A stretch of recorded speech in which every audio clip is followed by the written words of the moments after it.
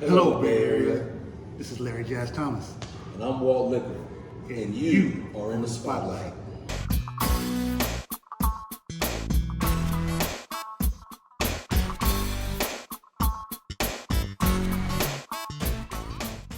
Excuse me.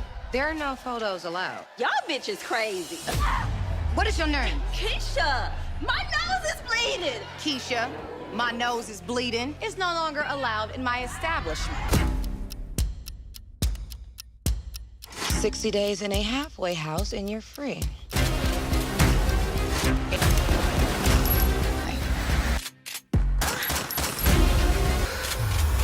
All the Queens men. We're bringing you Spotlight on the Bay. We're bringing you old school, new school, and alternative. We're bringing you education, information, and entertainment that regards all cultures in our communities. We're coming. Get ready. Remember, it's a new day with Spotlight on the Bay. Spotlight on the Bay is teaming with the First Tee Contra Costa County Golf Program to introduce the game of golf to young kids in Contra Costa County. We connect young people and caring adults to cultivate and nurture skills. Skills to last a lifetime. The First Tee. It's more than a game. Gradually, I started trying to mature the show. Yeah. Add more instruments, more bass lines that kind of brought the drama along. Oh, It's big nothing time. like a bass line. Like if you need that old school stuff, you hear the bass line Thank you. to any kind of drama, it's any of that 70s stuff. Right. You know, it just brought you more in tune into the conversation. Playing melodies that relate to the dialogue, Yes. frequency-wise. Yes. The directive that they gave us was make it sound like Atlanta, So Okay. we used, I work with a lot of producers. We brought a whole bunch of creative folks. Went down to Atlanta, met a bunch of new. Okay, so you did have to add that. Yeah, okay. absolutely. Actually, I did most of it, through the phone and because it's pandemic time, so I wasn't out really pulling up. Right. But I got a network, and we just started calling folks like, "Hey, who's down there cooking it up? I want to hear it." Right. And they allowed me to take my pick To make decisions, right? and put it in there. And the crazy part about the show is when it initially started, it was 8 30-minute episodes. Okay. Right. So when we did the first 6, by the time we got to the first 6, and they sat down and watched it, everybody's heads exploded. We were like, this isn't enough. So they made them go back and add 2 more episodes and make them an hour. So we had to reshoot and recut it before it even You guys hit. are really in the lab. Yeah, before it even hit. Like we had to redo it and extend it. The whole 10. Yeah. Wow. Which I don't really think is heard of. Like they don't really do it like that. Once you're done, you're No. done. We'll get you on the next season. But, Right. but Mr. Perry saw it and was like, nah. And the executives at the network. So that's how we started. They turned up the drama. They turned up the whole movie. We had to, the way it came back to us when we first watched it was, he loves the way it looks, loves the way it sounds. It's addictive. It is addictive. It's addictive. But the sound, truly, the sound brings you in. Yes. When the episode starts, When the episode- notice the atmospheric. And Tyler Perry, one of the #1 producers in the world Period. right now. Period. One of the #1 producers in the world. We all know where he came from. My mama took me to see Medea after church, right around the corner. Come on, man. Paramount. Come on. I'm not kidding. Yes. And I believe he was sleeping in his car at that time. Yep. You know what I mean? That's so, right. When they called, I was like, "Hey man, what do you want us to do?" 3 years later, here we are, and it's just been about the work.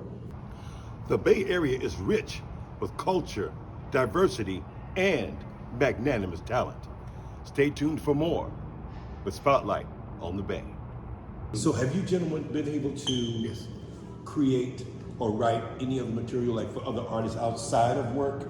Or you just actually been focused on the show? Mostly the show, but we have that Mystic album I was talking about. That's the one. Okay. Right, that you can hear the work. So you guys have worked on that one together? Yeah. Oh yeah. That's Big. Absolutely, through and through. All the way through. Big. She we put some compositions together. Me and Walt did. She picked it. She was picking these So remember, again, like I said earlier, it's like I didn't know who would choose this music. Right. You know, But you had it on the list. this is just great music. You know what I'm saying? Like, I just like sitting around and listening to it. We're just making great music, and hopefully, you know, I'll find somebody that'll use it. Then she came along, picked almost everything we did. You know, and it made total sense. Like once, I'm glad it was her. I'm glad it was her because she would treat it right. Okay. You know, and it worked out. Are there any young artists that are working with you guys, or they're like in the studio, running in the studio? Hey, can we listen? Can we, you know? Blah, blah, blah. Or you guys have the studio locked down? When we're in production, it's locked down. Oh man, it's intense. Yeah, I can only imagine. It's intense. And we, you know, this last round, we wound up, you know, we got more shows coming. You know, we wound up working on another show in the middle of this one. Nice. You know, but now we got to break. Records are definitely gonna be a part of the thing. Yeah, that's because what that's what we do. We make music. Right. You brothers are raising the bar each series. Well, when I compose, I always have other composers I work with. Nice. But the formula is to build up from the ground up, frequencies wise. Yes.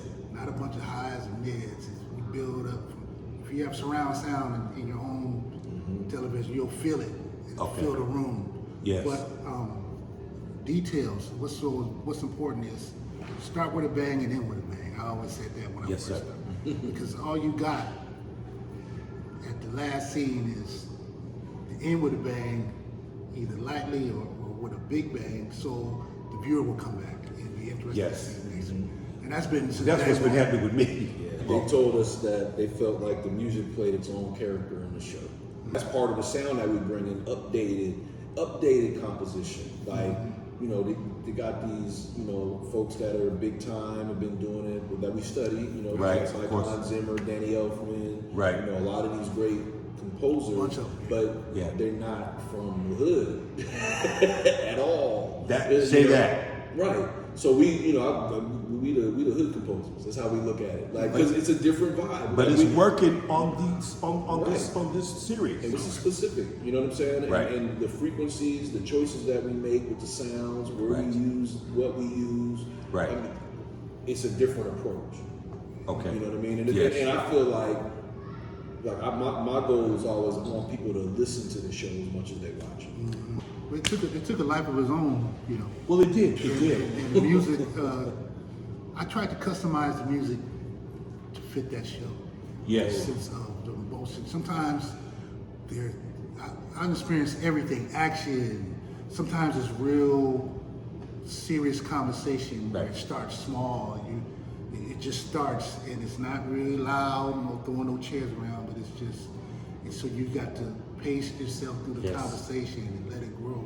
It might start with a piano, and you have to just emotionally just go through all that whole emotion, and it's good. I learned a lot through just working with the show, as far as I can only imagine.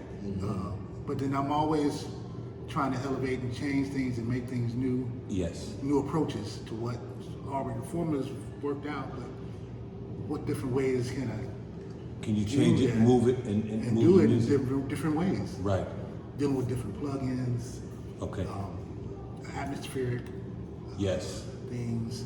Key thing is to deal with that conversation, Right. and respect that, and be able to move when it gets high in the drama. Yes. Be able to move with that. Yes. When it's all the bangs and whistles. You know, I really like doing the action scenes. I kind of got a knack for that. They start throwing chairs and stuff. Let them get the smacking folks around. I get to bring out some extra drums. Well, yeah, I saw her. Extra She went in. And so, so I was like, this ain't never been seen on television for me. I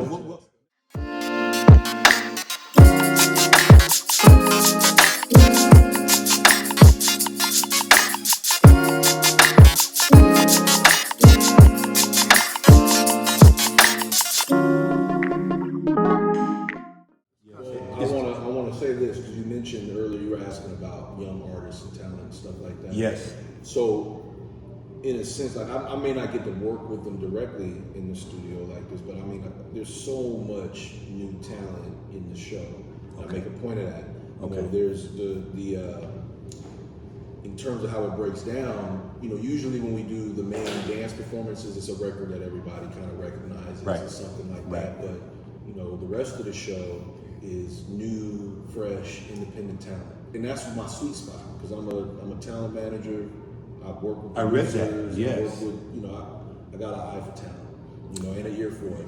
So I get a chance. What I love the most about this is that I get a chance to give young talent a chance. What would you say to young producers, young artists that want to take this on as a career, composing and writing? On this level, what would you say to them? Understand the business. You have to understand the music business and the film and television business. It's not just creativity. So there are two different sides to that. Absolutely. Okay. They work together. Okay. You know, but it's music business, entertainment business. You know Okay. what I mean? It's not just entertainment. It's not just music. And it's not just learning to play music. You have to think how you're going to have an agenda with your career, more or less. Absolutely. Well, you know, in terms of what I do as a music supervisor, Right. The reason I'm able to take that position on is because my understanding of music, my ear for music, but more my business sense. Because I've been a talent manager. I've worked. That's huge. I've worked with I've read every contract there is to read. I've negotiated things, and then the business that I was really running before stepping into this is a music administration business. So I help artists all the time get their publishing straight. Okay. Nice. Coming from the Bay Area, we all get bit by that. Yeah, and I'm from the Bay, so I understand that it's not a prevalent conversation here. Right. You know what I'm saying? So my company, Fairview MBA, Fairview Music Business Affairs. Yes. .com. Yes. I read that. Can that's how I got into it. So when I hooked up with the studio and they did their homework on me and saw that's part of the reason they trusted that we would be able to handle the job. Because it's not just placing the music, it's clearing it. That's Nice. the big part. Nice. My job is making sure nobody gets sued more than anything. Huge deal. Right? So what I would say to young talent, study your craft, obviously, right? Right. But learn about the business. I mean, it almost sounds cliche, but it's so important because I know for a fact that most talent is leaking probably 75% of the bread that they should be making. Right. Off top. True. So it's a lot of that. And if you can't even approach a supervisor with your music without that business handled, like if I, somebody comes to me with a song and I may like it, I'll go look and see if they registered the song with ASCAP or BMI. Right. If they haven't gotten to that point, I'm pretty sure most of the rest of the business isn't in order either. Okay. You know what I'm saying? So one of the things I would recommend is understanding publishing and rights and how music works and makes money. It's about how cool your song is for sure. Right. Make sure the song is cool. Right. But you need to understand the business, and study your craft, Okay. That's the only reason we were able to survive in this situation, is because we understood that and take that approach, as well as putting all our blood, sweat, and tears and creativity and emotion into it. Right. This is a business. We have delivery dates. We can't be. There's no messing around. There's a definite agenda to you gotta have things done. Everything we throw up on the wall doesn't stick. So you have to have a a tough enough skin to take the feedback and wrong music. And that's the only feedback you get. I would say I wish I was a fly on the wall when you got there with Oh man, I thought that was great. So what? Look, do it again. It's not good enough. Do it again. I'll be up 3 days working on that ending. Tyler and them be like, no, it's not. Be anonymous. Right. That was the whole thing. And you can't be like, oh, but No. Do it again. Do it again. Don't say that. A lot of that. Do it again. Wow. Well, gentlemen, I'd like to thank you for your time. Because I know you guys came out the lab to come do this. Yeah, pretty much. And, salute to you, gentlemen. We're looking forward to more music, especially with the series. And I know you guys are in the lab right now. Third series is season is coming. Okay, yeah, season 3 is coming. It's coming. Okay, Yeah, so that's all I look can forward say. to season 3. Yeah, just Bay finish it Area. up. It's gonna be hot. Yes. Yeah, and can I just add one more thing? Absolutely. To the artists and everybody, man, just keep at it. Don't stop. Yeah. That's the number one thing. 'Cause I've Keep been at coming it up all to the that time. door. Yeah, there's an expression 3 feet from gold. You know? Yes, sir. And you could stop digging and turn around. Or crawl or what? You're 3 feet from away from it, man. Just hold on. Yes, sir. Just hold on, and that's the best thing you can do. Beautiful, beautiful. Well, there you have it, Bay Area.